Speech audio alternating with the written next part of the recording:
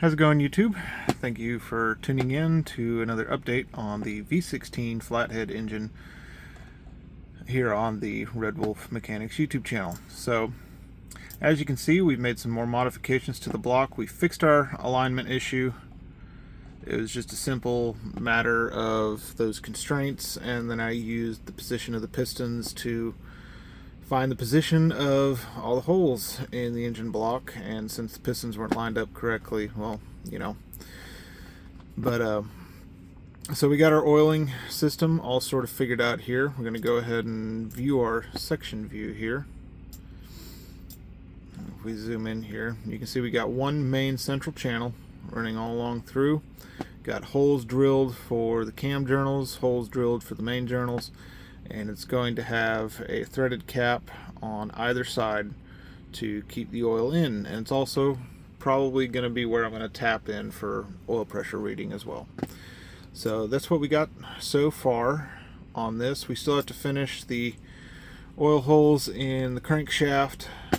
We got all the oil passages done in the connecting rods.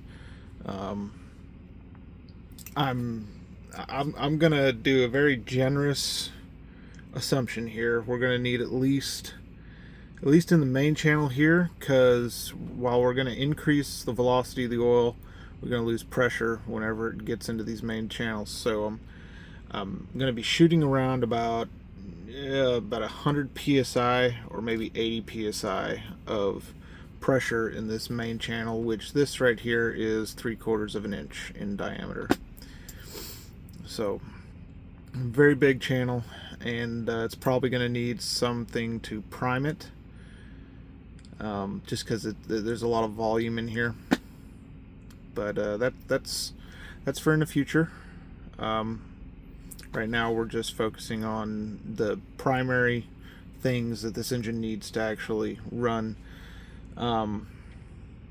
Next we're going to be doing the bottom girdle, and we're going to be shaping up the water jackets a little more, making them a little thinner, because as it stands right now, with the calculations that a Libre was able to do, and with the metals that it has on file to be able to calculate mass, we are looking currently at about 1,600 pounds as it sits. A 1,600 pound engine. So we're going to be doing a lot of lightening things here and there, just because 1,600 pounds, that's getting to, and we still got so many parts to add on to this, where we're getting into that, not good weight, because this thing's probably only going to produce about 250 horsepower, optimistically. So anyways, I hope you guys enjoy this little update here. We're going to go ahead and I'll give you guys a final shot if I can quickly find the hidden. But this is what it's looking like so far. It's coming together. It's looking really good, and I'm going to be sticking with this. This thing's going to be awesome. Oh, and another thing, in case you're wondering, we're also planning on putting the exhaust and intake here on the same side. We're not going to be doing it like the Ford flathead V8s and running the exhaust in between the cylinders. One, we don't have enough room, and two, if you do a little bit of research on the Ford flathead, you know that they're notorious for developing cracks in the water jacket in that exhaust passage going in between the cylinders, and that causes cracking in your cylinder, and it just completely ruins the block, and you have to have it like welded and stuff. So we're just going to keep it simple, and I know it's going to rob power once the engine warms up, having the exhaust and intake in on the same side, but we're not going for a race car engine.